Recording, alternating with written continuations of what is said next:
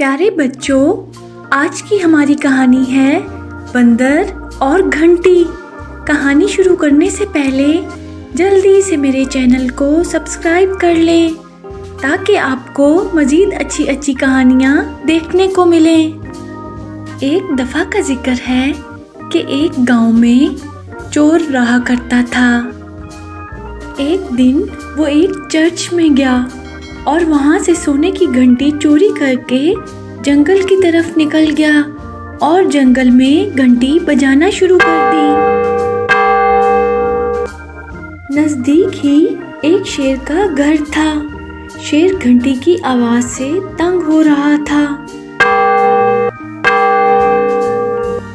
जब चोर ने घंटी बजाना बंद ना की तो शेर ने तंग आकर उसके ऊपर हमला कर दिया और उसे मार दिया। घंटी जमीन पर गिर गई।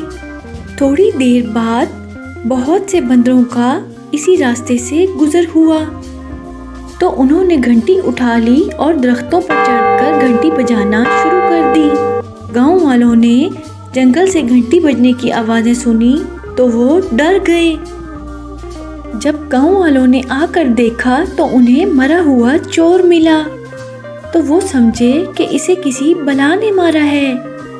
एक दिन एक चालाक औरत का जंगल से गुजर हुआ तो उसने देखा कि एक बंदर घंटी से खेल रहा था।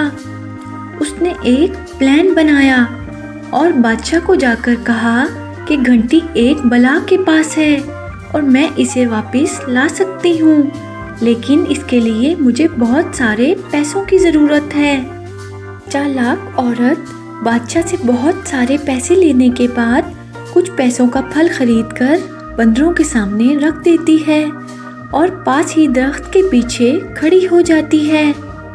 थोड़ी देर के बाद जिस बंदर के हाथ में घंटी थी उसने घंटी नीचे गिराकर केले खाना शुरू कर दिए। चालाक औरत ने जल्दी से घंटी उठाई और जाकर बादशाह को दी और उससे कहा कि ये घंटी बला के पास थी और बला इसे इस्तेमाल कर रही थी। बादशाह इस औरत को इसकी बहादुरी पर बहुत सारे इनामात देता है, बगैर तस्दीक किए हुए कि ये औरत सच बोल रही है कि नहीं। प्यारे बच्चों, हमें इस कहानी से ये सबक मिलता है कि हमें सुनी सुनाई बात पर यकीन नहीं करना चाहिए और तस्दीक करनी चाहिए।